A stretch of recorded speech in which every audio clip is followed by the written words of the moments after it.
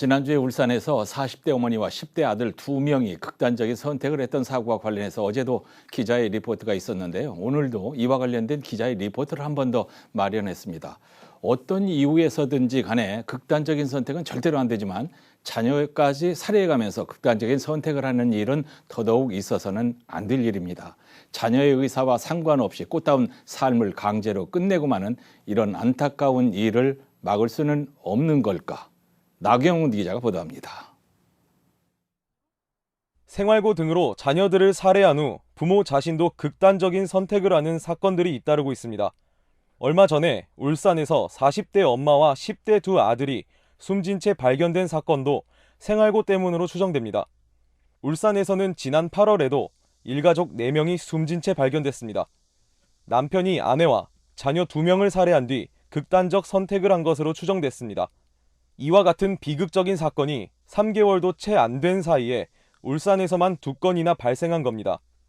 보건복지부 아동학대 연차보고서에 따르면 지난 2018년부터 2021년까지 국내에서 발생한 자녀 살해 후 자살 사건은 해마다 증가하는 것으로 나타났습니다. 부모의 선택으로 자녀들이 삶을 마감하는 비극이 잇따르는 데는 자녀의 생명권이 부모에게 종속돼 있다는 생각과 이 같은 사연에 대해 온정적인 사회 분위기가 가장 큰 원인이라고 전문가들은 말합니다.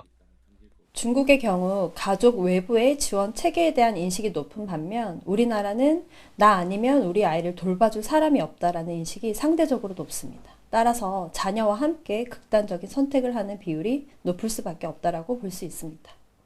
과거 자주 사용했던 일가족 동반 자살이라는 표현도 우리가 얼마나 혈연을 중시하는 사회인지를 보여줍니다.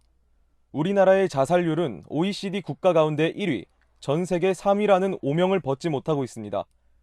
살해당한 자녀가 내가 자살을 하고 싶다라고 해서 사망하는 경우는 절대 없다고 생각을 하거든요. 이런 일들이 일어나서 안 된다라는 조금 더 체계적인 분석이라든가 또는 홍보라든가 인식 개선이 굉장히 중요할 것 같아요. 사람을 살해하는 행위는 어떤 경우도 용납될 수 없는 중범죄로서 동반자살이라는 표현 아래에 숨겨진 우리 사회의 잘못된 인식과 시각을 버리는 것이 시급해 보입니다.